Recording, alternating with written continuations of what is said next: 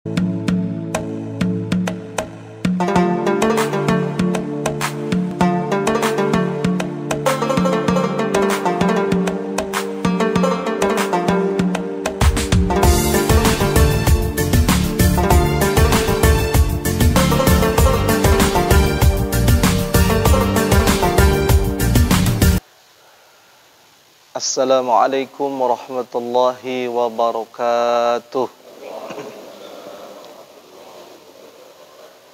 Alhamdulillahilladzi ja'ala syahra ramadhana syahrus siyam syahrun mubaraka alladzi unzila fihi al-Qur'an hudan lin-nas wa bayyinatin minal huda wal furqan. Wassalatu wassalamu ala asyrafil anbiya'i wal mursalin Sayyidina wa habibina wa syafi'ina wa maulana Muhammadin wa ala alihi wa sahbihi ajma'in, amma ba'd. Faqad qala Allah Ta'ala fi mushafi kitabihi wa huwa asdaqul qailin. A'udzu billahi as-sami'il 'alim minasy syaithanir rajim. Bismillahirrahmanirrahim. Innal hasanati yudhhibanas sayyi'at.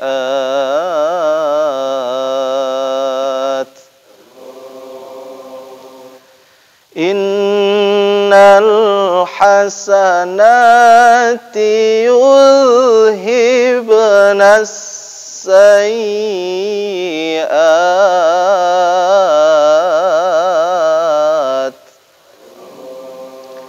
Sadaqallahul aliyyul azim. Wa qala nabiyyuna Muhammad sallallahu alaihi wa alihi wasallam, man qara'a harfan fi kitabillah falahu hasanah wal hasanatu bi'ashri amthaliha.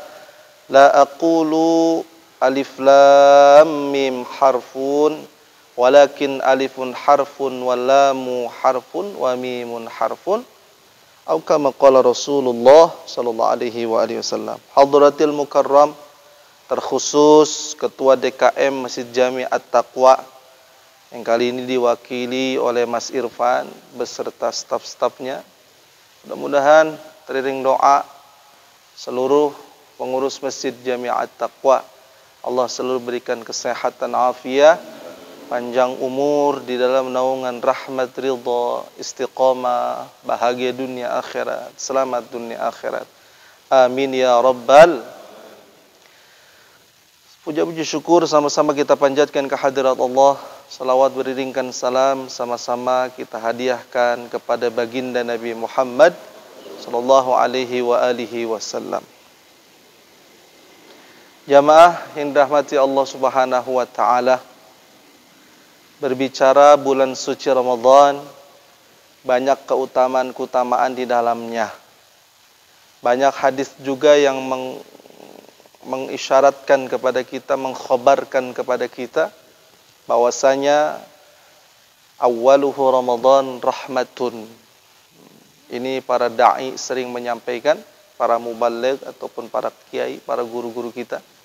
Jadi awal daripada 10 Ramadan kemarin yang sudah kita lewati adalah rahmat Allah Subhanahu wa taala. Wa awsatuhu asyru Ramadan, atau di pertengahan daripada 10 bulan suci Ramadan adalah ampunan Allah Subhanahu wa taala, dan terakhir adalah ifkum minan nar, yaitu terbebasnya dari api nerakanya Allah Subhanahu wa taala. Di akhir 10 Ramadan ini adalah salah satu peristiwa yang begitu istimewa. Di antaranya adalah diturunkannya Al-Qur'anul Karim. Al-Quran ini luar biasa, diturunkan di akhir-akhir seluruh daripada awal bulan suci Ramadan dan di 17 bulan suci Ramadan, yaitu 17 Ramadan di malam-malam ganjil di antaranya untuk mendapatkan, menggapai, yaitu malam 1000 bulan, malam 21, 23, 25, 27 dan 29. Ini adalah sunnah dari baginda Nabi untuk menghidupkan malam-malam ganjil di asyru awakhir, yaitu di akhir daripada bulan suci Ramadan.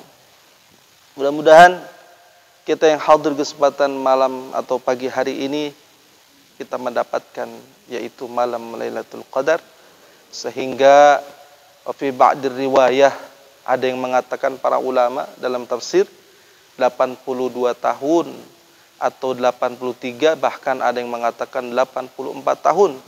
Kalau seseorang hamba Allah mendapatkan keutamaan Lailatul Qadar, maka di dalam umur 82 tahun ini full di hadapan Allah ibadah tanpa henti.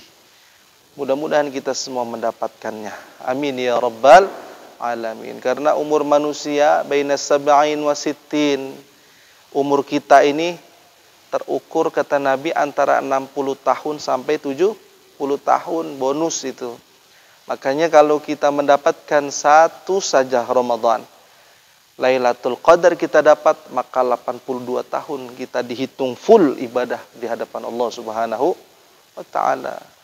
Pertanyaannya adalah, Pak Ustadz, gimana kalau saya di dalam umur saya dulu muda maksiat mulu, banyak dosa di hadapan Allah.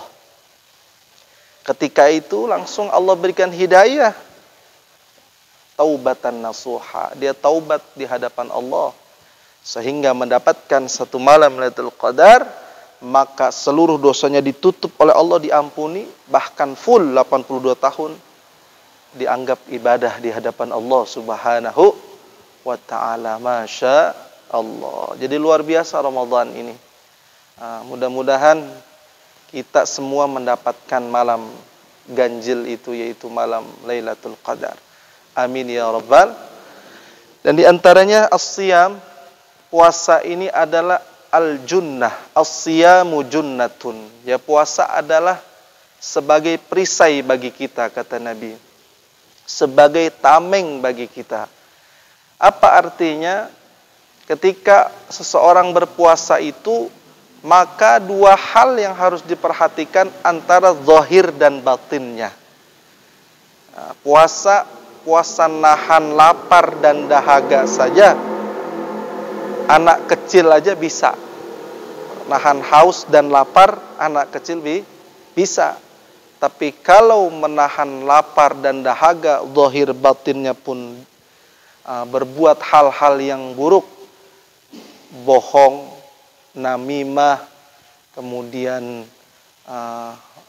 membenci seseorang dan sebagainya, atau membukakan aib yang tidak baik, maka itu di hadapan Allah tiada pahala puasa. Maka dalam hadis Nabi, kam min saim laysa lahu min siyamihi illal ju' wal atash.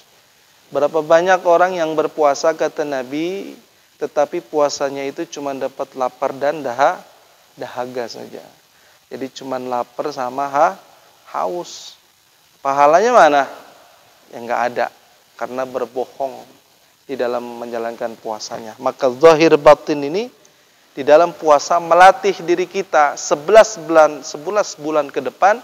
Kalau orang yang betul-betul istiqamah puasanya dan berhasil malam Lailatul Qadarnya, maka 11 bulan ke depan dia akan menjalani amaliyah ibadah seperti bulan suci Ramadan. Coba kalau kita bayangkan seseorang hamba Allah ketika berpuasa, dia tidak boleh berbohong, tidak boleh mengadu domba dan sebagainya, tidak boleh korupsi, tidak boleh hal-hal yang buruk yang dilakukan.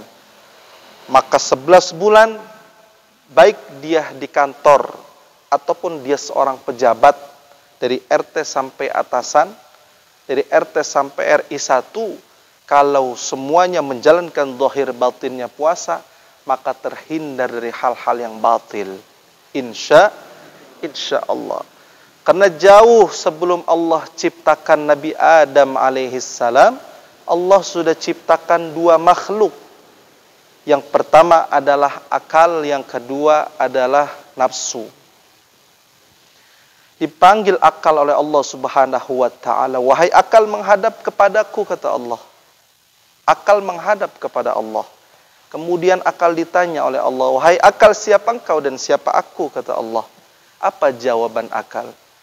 Aku adalah akal, engkau adalah Allah yang menciptakan aku. Setelah itu Allah panggil nafsu. Wahai nafsu, menghadap kepadaku, kata Allah. Nafsu tidak mau menghadap kepada Allah subhanahu wa ta'ala. Kemudian ditanya lagi nafsu. Wahai nafsu, menghadap kepadaku, kata Allah. Siapa engkau dan siapa aku, kata Allah. Apa jawaban nafsu? Ana wa ana, anta wa anta. Engkau adalah engkau, aku adalah aku. Begitu kata nafsu. Setelah itu Allah perintahkan kepada seluruh bala tentaranya, malaikatnya, untuk mencebluskan nafsu tersebut ke dalam api neraka Al-Jahim selama mi'ata marrah, 100 tahun. Allah cebluskan nafsu tersebut. Setelah itu diangkat selama 100 tahun, diangkat lagi oleh Allah, ditanya dengan pertanyaan yang sama. Wahai nafsu, siapa engkau dan siapa aku, kata Allah. Apa jawaban nafsu? Ana wa ana, anta wa anta. Engkau adalah engkau, aku adalah aku. Begitu kata nafsu. Kemudian dicebluskan lagi nafsu tersebut di dalam api neraka Al-Barad, yaitu neraka yang sangat dingin. Selama mi'ata marrah, 100 tahun juga dicebluskan. Diangkat lagi oleh Allah subhanahu wa ta'ala. Ditanya dengan pertanyaan yang sama. Wahai nafsu, siapa engkau dan siapa aku, kata Allah. Apa jawaban nafsu? Ana wa ana, anta wa anta. Aku adalah aku, engkau adalah engkau. Begitu kata nafsu. Kemudian Allah menyuruh malaikat untuk mencebluskannya lagi ke dalam api neraka Al-Ju' wal Atash. Selama 100 tahun dicebluskan oleh Allah subhanahu wa ta'ala. Setelah diangkat oleh Allah, ditanya lagi nafsu. Wahai nafsu, siapa engkau dan siapa aku, kata Allah. Aku adalah nafsu, engkau adalah Allah yang menciptakan aku.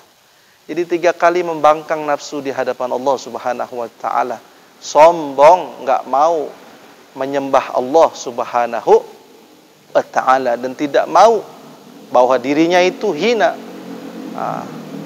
Itulah yang namanya nafsu al-ammarah. Itu nafsu ammarah atau nafsu lawamah. 2 nafsu itu berkaitan sekali dengan hal-hal yang batil.